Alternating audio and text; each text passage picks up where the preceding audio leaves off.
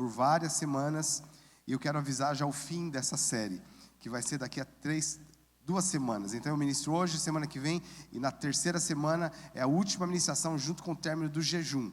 E vai ser a ministração onde eu creio que Deus vai ativar a fé de cada um aqui para nós vermos grandes milagres acontecendo. Nós temos ministrado então bastante sobre esse tema. Semana passada eu mencionei a diferença sobre fé e esperança. E talvez isso é meio surpreendente para algumas pessoas, mas há muita gente que utiliza o termo fé, mas com o sentido de esperança, porque esperança é aquilo que nós esperamos a respeito do futuro, aquilo que vai acontecer no futuro. E a nossa esperança não opera milagres, eu preciso dizer isso para você. A esperança não opera milagres. Por exemplo, a Bíblia fala que Jesus vai voltar um dia, e nós temos convicção disso, isso é esperança, porque isso ainda não aconteceu. E Hebreus capítulo 6 fala que a esperança, ela é uma âncora para a nossa alma. Nós andamos e agimos em cima dessa esperança, direcionando a nossa vida, esperando a volta de Jesus, que ainda não aconteceu, mas vai acontecer. Agora a fé, ela é uma chave que abre os tesouros de tudo aquilo que Jesus já conquistou para nós. Então fé diz respeito ao presente e ao passado. As conquistas que nós temos já espiritualmente, porém a materialização dessas conquistas, elas vêm pela fé. Pela fé. Então a fé é a chave que abre essas conquistas. E hoje eu quero falar sobre o tema a fé de Cristo. Não é a fé em Cristo, mas é a fé de Cristo. E nós vamos entender esse tema aqui daqui a pouco, no final. Mas o primeiro ponto, o centro da nossa fé, nós já temos falado sobre isso, é a cruz de Cristo. Foi na cruz que Cristo reconciliou o mundo consigo mesmo. A cruz deu início ali, deu a viabilidade para todo o projeto que Deus tem. Em 2 Coríntios capítulo 5, verso 18 e 19, a Bíblia diz o seguinte: ora, tudo isso provém de Deus, que nos reconciliou consigo mesmo por meio de Cristo e nos deu o ministério da reconciliação, a saber, que Deus estava em Cristo reconciliando consigo o mundo, não levando em conta os seus pecados ou os pecados dos seres humanos, e nos confiando a palavra da reconciliação. É interessante que antes da cruz de Cristo, as coisas, mesmo as coisas espirituais, elas eram um pouco nebulosas. Por exemplo, a Bíblia fala sobre uma seleção de homens que viveram e venceram pela fé no Velho Testamento. Está lá em Hebreus capítulo 11, são os chamados heróis da fé. Mas todos eles, a Bíblia fala que eles viram ao longe, porque havia uma nuvem que impedia-os de enxergar claramente. Os próprios discípulos, nós vemos o relacionamento de Jesus com eles, e às vezes a gente pode até estranhar, porque parece que eles tinham um pouco de déficit de aprendizado, de atenção, porque Jesus falava com eles coisas tão claras, mas que eles não entendiam. Por exemplo, Jesus falava para os discípulos: olha, nós vamos para Jerusalém, lá em Jerusalém eu vou ser entregue nas mãos dos homens, eu vou ser morto, e no terceiro dia eu vou ressuscitar. Os discípulos não entenderam, eles não captaram essa mensagem. Na ceia, na última ceia, Jesus, junto com os discípulos, falou: um de vocês há de me trair. E aí Pedro falou para João: você que está aí perto de Jesus, pergunta: quem será? Aí Jesus falou: aquele a quem eu der o bocado molhado de pão. Jesus pegou o bocado e deu para Judas, que possivelmente estava do seu lado direito. E aí Judas se levantou e Jesus falou: o que você tem para fazer, vai e faz. Ou seja, estava muito claro, muito óbvio, mas os discípulos não entenderam. A Bíblia fala que eles ficaram lá pensando: será que Judas está saindo para comprar pão? Será que ele vai preparar alguma coisa?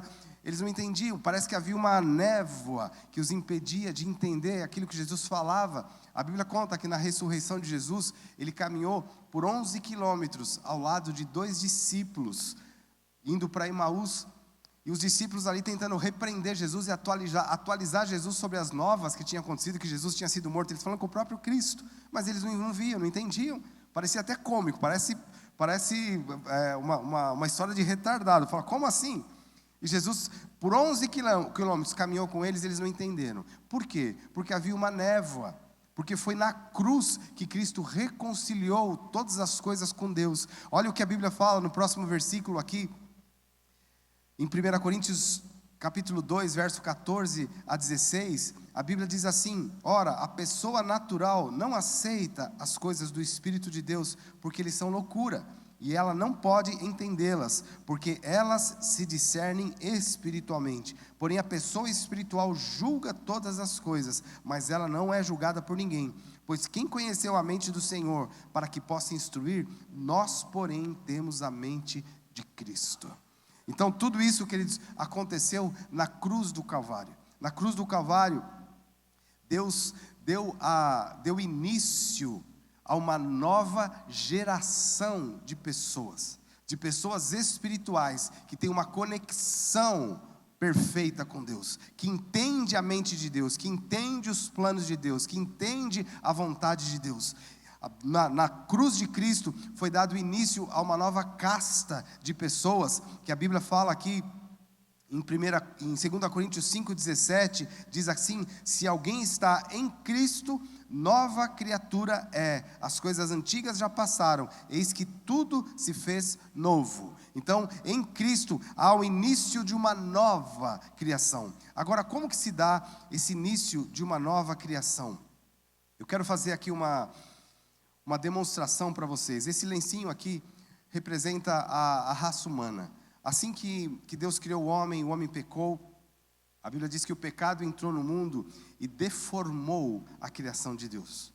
O que nós vemos no mundo hoje é uma deformação do propósito original de Deus. Mas Deus nunca mudou o seu propósito. O propósito de Deus é muito lindo, nós vamos entender isso já já. Mas nessa caminhada, nós vemos que logo no início houve uma bagunça tremenda no mundo. Já com a primeira família, o Caim matando Abel. E depois nós vemos ali a corrupção do gênero humano, construir a Torre de Babel. Depois vem o dilúvio que destrói todas as coisas. Aí o homem reinaugura a terra lá com Noé e a sua família e os seus filhos. Mas logo em seguida nós já vemos a corrupção, Noé amaldiçoando os seus descendentes por causa de um pecado horrível que o seu filho cometeu contra ele, contra Noé. E aí nós vamos vendo o mundo. E os dias que nós estamos vivendo hoje são dias muito importantes nós entendermos que eu sou feliz com isso, porque parece que a máscara de ilusão do mundo caiu, porque o mundo não tem nada para nos oferecer. As pessoas ficam correndo atrás de construir alguma coisa, de ganhar dinheiro, de melhorar a vida nessa terra, de ter uma casa melhor, de ter um carro melhor, de fazer isso. Ok, nós podemos fazer tudo isso, mas o mundo, nada disso muda a realidade de que o mundo jaz no maligno e acabou. Essa é a realidade espiritual, porque o mundo foi totalmente corrompido, o homem foi totalmente corrompido pelo pecado. Só que na cruz de Cristo, Deus não veio para reformar o mundo, Deus não veio para reformar o ser humano, Deus não veio para remendar aquilo que está amassado, aquilo que está detonado. Deus não veio para acabar simplesmente ou melhorar aquilo que foi pisado pelo diabo. Por isso que a Bíblia fala sobre nova criatura, fala sobre nova geração de pessoas. Deus não veio para reformar, Deus veio para mudar, para fazer de novo. E segundo o protótipo que Deus tinha no coração lá no início, quando Deus pensou, façamos o homem conforme a nossa imagem e a nossa semelhança. Então, como que Deus fez essa renovação? Como que Deus reconciliou todas as coisas em Cristo Jesus? Então, essa era a natureza humana, esse éramos nós, esse é o mundo que nós estamos vendo, o mundo pessoas, porque o sistema não vai ser restaurado, mas as pessoas vão ser restauradas. Agora, como que isso acontece? A Bíblia fala que Deus estava em Cristo, então Deus introduziu o homem em Cristo, nós fomos colocados em Cristo, nós fomos colocados em Cristo. Como que Cristo levou o pecado de toda a humanidade? Nós somos inseridos em Cristo. Aquilo que aconteceu com Cristo, aconteceu conosco. Por nós sermos inseridos, a humanidade ter sido inserida assim em Cristo, Cristo foi amaldiçoado. Cristo carregou sobre si todas as nossas maldições, todos os pecados estavam nele, porque nós estávamos nele. Nós estamos inseridos em Cristo. Então tudo o que aconteceu com Cristo aconteceu conosco. Esse é o plano que o diabo não entendeu. O diabo não entendeu, e o diabo até colaborou com esse plano, Porque ele fez toda essa armação para condenar Jesus, achando que estava pegando Deus de surpresa, pegando Jesus de surpresa, mas ele não sabia que ali estava nascendo uma nova raça de pessoas, porque toda aquela velha raça, que não tinha jeito, foi colocada sobre Cristo, e Cristo foi levado sobre a cruz. Ele morreu por todos, e a Bíblia diz que logo todos morreram. Nós somos reconciliados com Ele na cruz. Então o que aconteceu com Cristo? Ele morreu, nós morremos. O que aconteceu com Cristo em seguida? A Bíblia fala que ele foi sepultado. Romanos 6 fala que nós somos sepultados com Cristo pelo batismo. O batismo não é fantasia. O batismo não é simplesmente um símbolo destituído de poder. O batismo é a concretização desse projeto. Nós somos sepultados com Cristo. O que aconteceu com Cristo? Aconteceu conosco. Só que Cristo não ficou sepultado, a Bíblia diz que Ele ressuscitou. E a Bíblia diz que nós também ressuscitamos com Cristo. E não para aí, a Bíblia diz que Cristo está assentado à direita de Deus. A Bíblia também fala a nosso respeito que nós estamos assentados com Cristo nos lugares celestiais. Dá para imaginar, queridos, o poder dessa fé, que tudo isso acontece como? Pela fé. Pela fé, é assim que Deus deu início a uma nova raça. Só que essa nova raça de pessoas não é como uma pessoa que nasce, acabou de nascer, tem um dia de vida. Aí daqui a 364 dias nós estamos comemorando um ano da criança. A gente fala mais um ano de vida, na verdade é menos um ano. Se a gente for fazer a conta direito. Porque essa pessoa vai viver 100 anos, e ela já viveu quantos anos sobraram? 99, então é menos um ano de vida. Aí faz 2 anos, menos 2 anos de vida. Faz 50 anos, menos 50 anos de vida, assim por diante. Porque nessa terra não tem nada novo. Mas porém a nova raça que Deus fez, é a imagem de Deus, ela nunca fica velha. Nunca fica velha. Nós somos essa nova raça, o nosso espírito, nós nunca envelhecemos. A Bíblia fala que o caminho do justo é como a luz da aurora, que vai brilhando mais e mais até ser dia perfeito.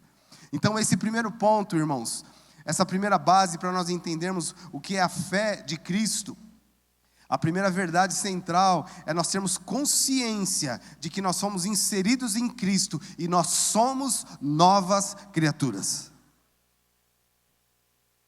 Uau, que decepção. Por quê? Porque nós estamos falando de uma verdade incrível. Eu sei que a gente já sabe, mas às vezes a gente se acostuma com as verdades e a gente não conecta essas verdades no nosso coração. Porque o que significa amém? É nisso eu me agarro, eu confio nisso, eu acredito nisso, isso tem a ver comigo. Tem um significado muito forte por trás do amém. Além de que o efeito colateral também, um dos efeitos que vem junto com o amém, é que dá uma animada no pregador, né? Quando a gente fala amém, o pregador fala, uau, estou entendendo. Então eu vou repetir essa frase para te dar a chance de fazer essas duas coisas. Então, a primeira verdade é nós termos consciência de que nós somos inseridos em Cristo e nós somos nova criatura. Aleluia, aleluia. É isso, essa verdade merece um amém desse, irmãos, porque isso não é captado com a mente humana. Nós conseguimos compreender essa realidade que é loucura para a mente humana, mas é sabedoria para Deus. Então nós somos uma nova raça, uma nova criatura. Agora o segundo ponto que eu quero frisar aqui, que o primeiro então, nós fomos inseridos em Cristo. Nós fomos inseridos em Cristo. Essa é a primeira parte desse mistério maravilhoso chamado Evangelho, boa notícia. O segundo ponto central desse Evangelho, a Bíblia nos mostra que Deus guardou alguns mistérios que não foi revelado a ninguém. O próprio mistério da cruz pegou o diabo de surpresa. O diabo ficou lá coçando o chifre depois que Jesus ressuscitou e falou, e agora? Qual vai ser meu plano? Ele não tinha mais plano. Porque desde que Jesus nasceu, o diabo só tinha um plano, matar Jesus. Matar Jesus. Tentou de todas as formas. O dia que ele conseguiu, que ele começou a comemorar a vitória dele não durou 3 dias. Jesus ressuscitou. E ele ficou assim, e agora? Qual vai ser meu plano? Mas ele não sabia que ainda isso era só o começo. Porque tinha um outro mistério que foi guardado em Deus. Um mistério incrível, maravilhoso. que Paulo relata para nós aqui na carta aos Colossenses, capítulo 1, versículo 26. Ele diz assim: o mistério que esteve oculto durante épocas, gerações, mas que agora foi manifestado aos seus santos. A ele quis Deus dar conhecer entre os gentios a gloriosa riqueza deste mistério, que é Cristo em vocês, a esperança da glória. Ou noutra versão, Cristo em vós, a esperança da glória. Espera aí, vamos entender isso. Primeiro, a primeira parte da nova geração, para ser uma nova geração, uma nova criação, nós fomos inseridos em Cristo. Tudo que acontece com Cristo acontece conosco. Mas a segunda parte desse mistério é que Cristo foi inserido em nós. Cristo em nós, esperança da glória. Jesus em nós. Qual o sentido disso? Qual o motivo de Cristo ser inserido em nós? Ele foi inserido em nós para ser a nossa vida. Cristo foi inserido em nós não só para nos ensinar, mas para cumprir aquilo que só Ele, a Bíblia fala em João capítulo 17, esse texto tão lindo, a oração sacerdotal. Jesus começa a revelar a glória que Ele tinha com o Pai antes da fundação do mundo, quando Ele ora pelos discípulos, Ele ora por aqueles que ainda haviam de crer. Ele fala: Pai, eu oro para que eles sejam um, assim como eu sou um em Ti, e Tu em mim, que eles sejam um em nós. Então Jesus está falando sobre esse nível de conexão que Ele tinha com o Pai, e que agora nós podemos ter com Ele, por causa da cruz de Cristo. Esse mistério, onde o diabo via lá o Pai, o Filho e o Espírito Santo como uma unidade perfeita, que ele quis ser mais do que Deus, está acima de Deus, mas ele foi precipitado para estar abaixo de todas as coisas. De repente o diabo vê Jesus formando, Deus formando uma criação, e ele vai corromper essa criação. Agora ele percebe que Deus formou uma nova raça de pessoas, e essa nova raça agora está perfeitamente conectada com a Trindade. Isso deixou o diabo doido. Isso deixou o diabo mais endemoniado do que ele já é. Pensar agora numa raça de pessoas que estão em Cristo e Cristo está neles. Irmãos, isso é muito profundo, isso é muito poderoso, e tudo isso é obra da fé. Nós entendemos o sentido da fé, a fé que nós professamos. Não é apenas um sentimento, é muito mais do que isso. É a fé que nos leva para esse nível de usufruir desses mistérios maravilhosos, ocultos em Deus e revelados aos santos. Esses mistérios não foram revelados lá no Velho Testamento. Moisés, por mais intimidade que ele teve com Deus, por mais milagres que ele fez, Davi, por mais que ele tenha sido o homem do coração de Deus, o homem segundo o coração de Deus, ele não viveu esses mistérios que nós hoje podemos viver e vivemos, porque o véu foi rasgado. Não tem mais, Deus não está mais escondido numa caixa ou atrás de um véu, mas agora Ele habita em nós. Essa consciência da presença de Deus em nós muda tudo, muda tudo. Então Cristo está em nós para ser nossa vida. Olha o que Paulo diz isso. Eu amo o apóstolo Paulo, as percepções espirituais que ele tinha desses mistérios. Ele diz aqui em Gálatas 2:20, olha o que esse texto fala: fui crucificado com Cristo, assim já não sou eu, mas quem vive, mas Cristo vive em mim. E a vida que agora vivo no corpo, vivo pela fé no Filho de Deus, que me amou e se entregou por mim. Olha a percepção de Paulo. Primeiro ele diz: fui crucificado com Cristo, ou seja, nós somos inseridos em Cristo e levados até a cruz. Aí nós ganhamos uma nova vida, mas ele está dizendo: essa nova vida, agora não sou mais eu quem vive, mas Cristo vive em mim. E essa vida que eu vivo agora no corpo, eu tenho um corpo para comportar essa nova vida. E a gente tem que cuidar bem desse corpo. Cuidar bem desse corpo, mas por um motivo só. Por um motivo só, porque esse corpo abriga essa nova vida de Cristo. E nós precisamos desse corpo para manifestar esse Cristo na terra. Nós precisamos ter saúde, nós precisamos ter vigor físico para carregar essa presença de Deus por todos os lugares e manifestar. E Paulo está dizendo isso. Então a vida que eu vivo agora no corpo, eu vivo-a pela fé. Mas na verdade, no original fala, eu vivo-a na fé do Filho de Deus. Porque se o Filho de Deus habita em mim, é a fé dele que move a minha vida. Então dentro disso, essa notícia revolucionária que eu quero falar para você. Eu quero reafirmar, é uma notícia que você já sabe, mas eu quero reafirmar para você.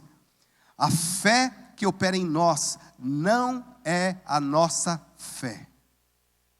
Mas espera aí, eu sempre pensei que era a minha fé. Não, não é a nossa fé. A fé que cresce em nós não é a nossa fé. A fé que opera milagres não é a nossa fé. Mas que fé é essa? É a fé do Filho de Deus que vive em mim. Há uma fé operando milagres nas nossas vidas. E essa é a fé do Filho de Deus. É a fé que sustenta a nossa vida. É a fé que nos faz, irmãos. Se nós olharmos a história da igreja, olharmos a história do cristianismo, é fascinante a determinação que os cristãos de verdade tinham, até para morrer por causa da sua fé. Não era uma fé frágil, não era uma fé humana, mas é a fé do Filho de Deus, que levava as pessoas a serem esquartejadas, queimadas, levava as pessoas a serem dilaceradas, mas sem negar a fé do Filho de Deus, porque são pessoas que já entendiam que são novas criaturas, e o máximo que o homem pode fazer é matar o nosso corpo, mas ele não pode tocar na vida nova que nós temos em Cristo Jesus. Essa fé, a fé do Filho, está levantando uma geração de pessoas, uma categoria de cristãos, de fato radicais, cristãos que vivem de fato por causa do Evangelho, e se necessário for, morrem por causa do Evangelho. Porque eu disse no início que tudo que aconteceu com Cristo acontece conosco, mas tem um ponto que eu não disse, a semana que vem eu vou dizer mais, falar um pouco mais sobre isso. Tem um ponto de algo que acontece com Cristo, que às vezes nós não sabemos, e às vezes nós somos pegos de surpresa. Jesus mesmo, ele diz: vocês serão odiados por causa do meu nome, vocês serão perseguidos por causa do meu nome. O grande problema dos nossos dias, que existem então cristãos tão deslumbrados com esse mundo, que eles querem receber medalha de ouro por causa da sua fé. Mas na verdade o que nós vamos receber por causa da nossa fé do mundo é coroa de espinho. Essa que é a verdade.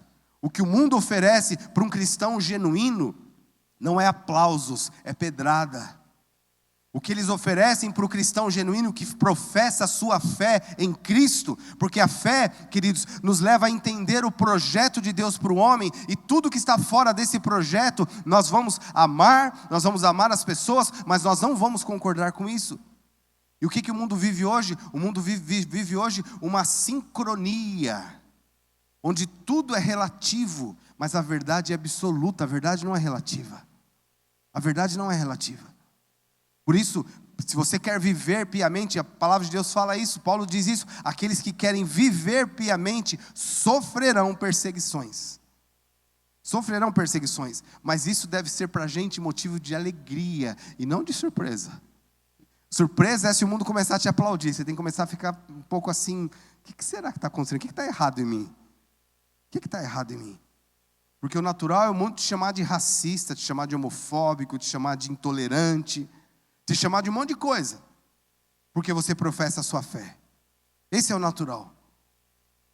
Mas Deus está levantando essa raça de pessoas que têm consciência de que está em Cristo e Cristo está nele. Logo, a fé que eu tenho não é minha, é a fé de Cristo. A fé que me sustenta é a fé de Cristo. Agora eu quero aqui, caminhando para o final, nós entendermos onde essa fé de Cristo opera. Como essa fé de Cristo opera. Eu quero mostrar para vocês um texto, uma história bem conhecida de um dos milagres, um dos primeiros milagres que aconteceu dentro da igreja primitiva. Logo depois da conversão dos 3.000, Pedro e João foram ao templo e encontraram um aleijado. E Deus os usou para curar esse aleijado. Nós vamos ver essa história em Atos capítulo 3, a partir do versículo 4. Diz assim: Pedro e João olharam bem para ele, que estava lá pedindo esmola, né? Então Pedro disse: olhe para nós. E o homem olhou para eles com atenção, esperando receber deles alguma coisa. Disse Pedro: não tenho prata nem ouro, mas o que eu tenho, isso te dou. Em nome de Jesus Cristo, Nazareno, ande. Segurando pela mão direita, ajudou a levantar-se. Imediatamente os pés e os tornozelos deste homem ficaram firmes. E de um salto pôs-se em pé e começou a andar. Depois entrou com eles no pátio do templo, andando, saltando e louvando a Deus. Então nós vemos aqui esse primeiro milagre que aconteceu, e é importante nós entendermos o ambiente onde isso aconteceu. A Bíblia fala que era Pedro e João caminhando juntos para o templo, quando eles se depararam com este homem. E quando esse homem pediu esmola, os dois pararam e Pedro usou a seguinte frase: olhe para nós. Isso remete muito, queridos, a uma prática que os próprios discípulos tinham, que Jesus tinha ensinado. Lá no Evangelho de Lucas e Mateus também fala sobre isso, quando Jesus separou os discípulos de 2 em 2 e os mandou de aldeia em aldeia, pregar o Evangelho, curar os enfermos, expulsar os demônios. E Jesus fez isso com os 12 e depois fez isso também com os 72 discípulos. E quando eles voltaram, a Bíblia diz que eles voltaram cheios de alegria, de entusiasmo, dizendo: Senhor, até os demônios se submetem a nós. E Jesus foi e falou para eles: não se alegre porque os demônios se submetem, mas se alegre porque o nome de vocês está escrito no livro da vida. E o que isso significa? Significa o seguinte: se alegre porque ainda não tinha acontecido, mas Jesus já estava vendo isso pela fé. Vocês fazem parte de uma nova raça, de uma nova categoria de pessoas que estão em Cristo e Cristo está em vocês. Os milagres vão ser resultado disso. Mas quando Jesus os enviou de 2 em 2, Jesus os enviou na fé dele mesmo, dele próprio. Porque a fé de Jesus opera quando há conexão no corpo de Cristo. E Pedro e João sabiam disso. Quando os dois estavam juntos, ali eles conectaram, porque o ambiente onde a fé de Cristo prolifera, cresce, floresce, é um ambiente de conexão do corpo de Cristo. Esse milagre aconteceu, eles entraram no templo, a Bíblia diz que esse homem entrou saltando, foi um grande rebuliço no templo, vieram lá as autoridades do templo questioná-los, o que eles estavam fazendo, o que era aquilo, e como que eles tinham curado aquele homem. E no versículo 16, Atos 3,16, Pedro vai e responde. Ele explica como isso aconteceu. Ele fala: pela fé no nome de Jesus. O nome curou este homem que vocês veem e conhecem. A fé que vem por meio dele lhe deu esta saúde perfeita, como todos podem ver. Então Pedro está deixando muito claro aqui, é a fé dele que operou. O próprio Cristo que estava neles, a fé de Cristo neles operou aquele milagre. Eu quero encerrar aqui, queridos, falando algo muito, muito importante e especial para nós como igreja, como Past Church Barueri. Deus tem deixado muito claro para nós que essa fé de Cristo, ela opera quando o corpo de Cristo está bem conectado, ajustado e funcionando. Porque Cristo, o cabeça, está nos céus. Nós espiritualmente estamos assentados com Cristo nos lugares celestiais. Mas por que isso é verdade? Porque nós estamos conectados no corpo de Cristo. A nossa conexão no corpo de Cristo ativa a fé de Cristo. A fé de Cristo, queridos, não é algo para ser vivido isoladamente. Porque quando nós honramos o corpo de Cristo, nós também honramos a fé de Cristo. E essa fé de Cristo prospera entre nós. Há muitas coisas que Deus pode e opera nas nossas vidas individualmente. Mas Deus zela pela conexão, pelo valor que tem o corpo de Cristo. A tal ponto que em Hebreus, a palavra de Deus dá um conselho para a igreja. Falando sobre a proximidade com os últimos dias. Hebreus dá um conselho: não deixe de congregar. Não deixe de congregar. Porque o ambiente, assim como uma semente, por mais poder que ela tenha, por mais capacidade que ela tenha, o potencial de ser uma árvore muito grande, ela vai chegar no seu potencial máximo se ela encontrar uma boa terra, um bom ambiente, um bom adubo, um bom cuidado. Aí ela vai chegar no seu potencial máximo. Senão, ela pode ser uma árvore enorme, vai ser só uma plantinha frágil. Da mesma forma, a fé de Cristo em nós, ela se desenvolve, como Jesus disse: se vocês tiverem fé como um grão de mostarda. O grão de mostarda só vai ser uma árvore se estiver plantado no lugar certo. E essa fé, a fé de Cristo, a fé que Ele é, a Bíblia diz que Ele é o autor e consumador da fé. Essa fé de Cristo, ela cresce nesse ambiente de conexão, de amor com o corpo de Cristo. No Novo Testamento nós temos mais de 60 vezes a repetição da terminologia uns aos outros. Orai uns pelos outros. perdoai uns aos outros, consolai uns aos outros, suportai uns aos outros, carregai os fardos uns dos outros.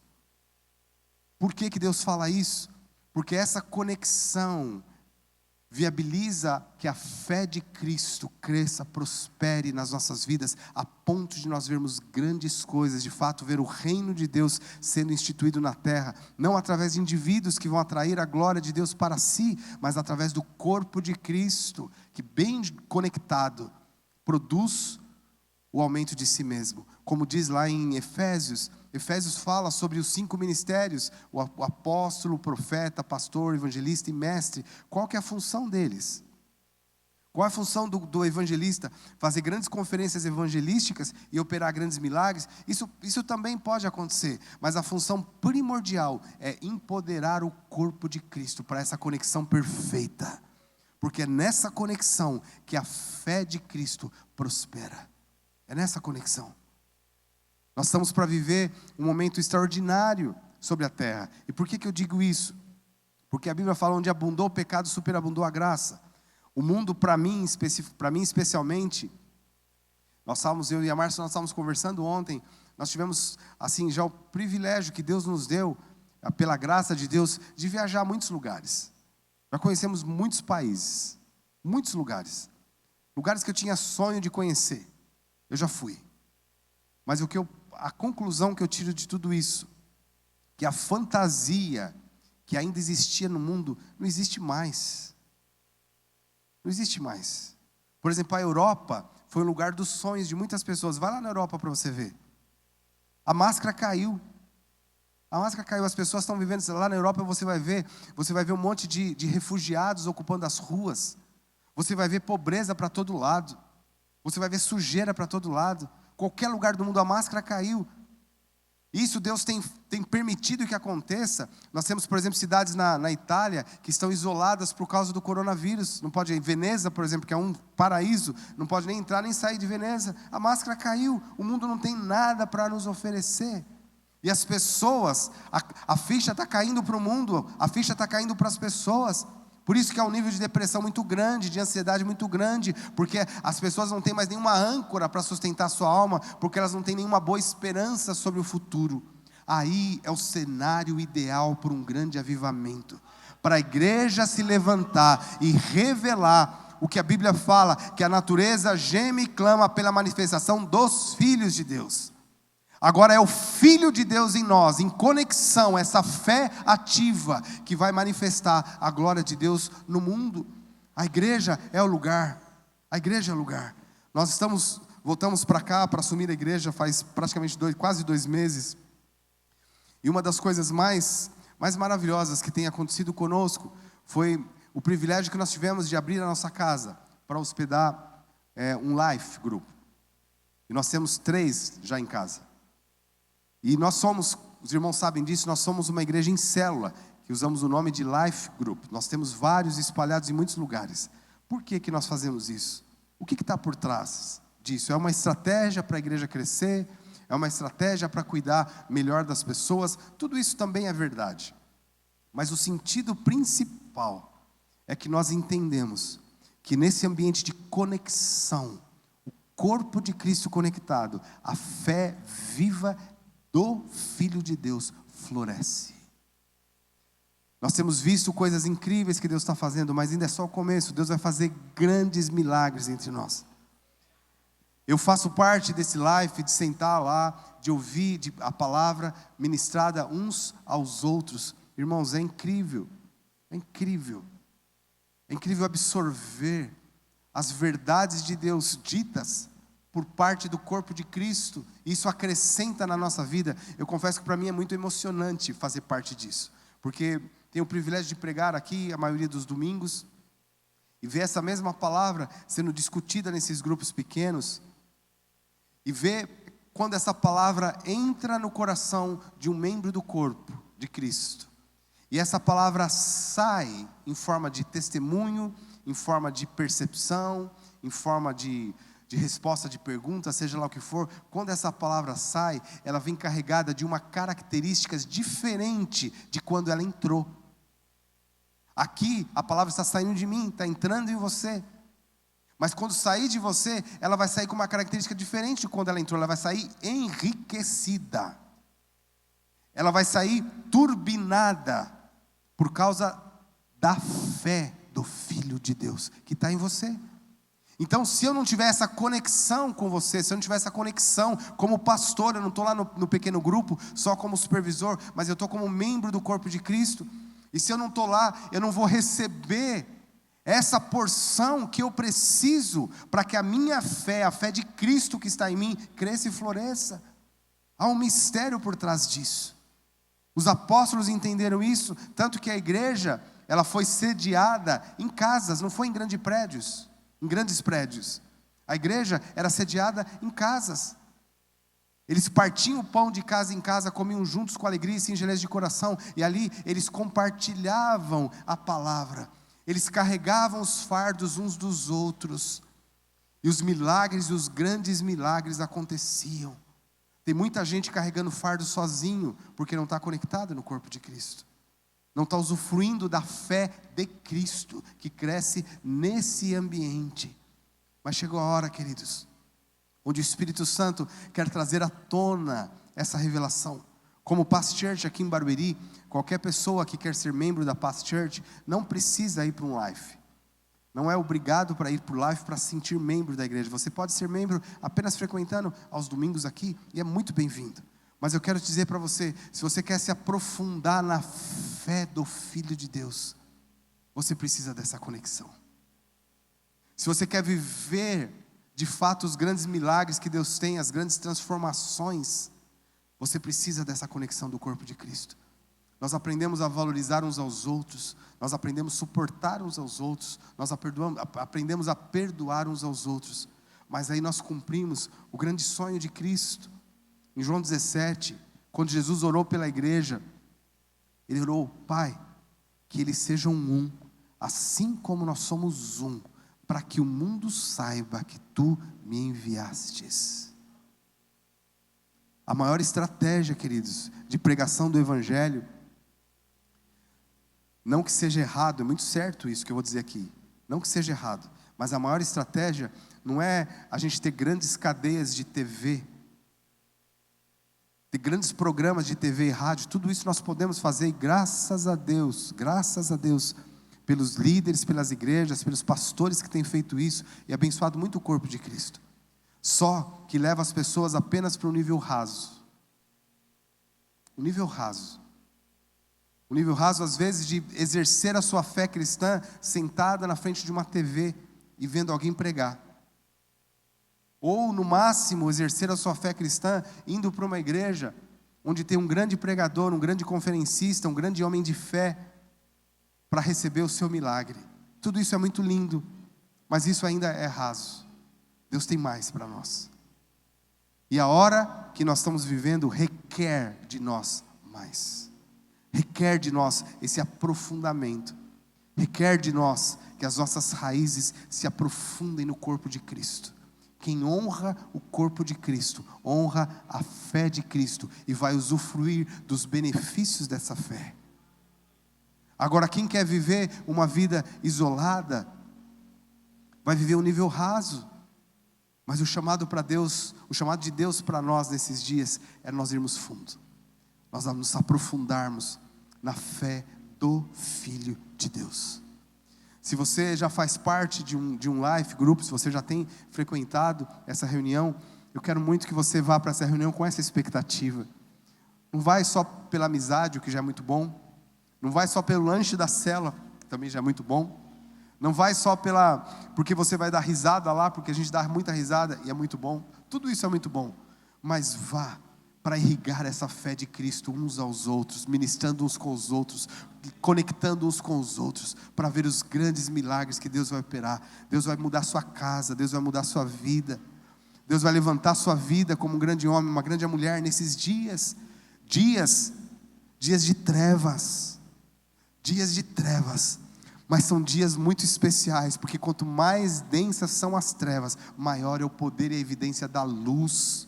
E é isso que nós vamos viver nesse mundo, é isso que nós vamos ver neste mundo, a glória de Deus se manifestando de uma forma como nunca antes. Eu quero te convidar a ficar em pé, querido, por favor.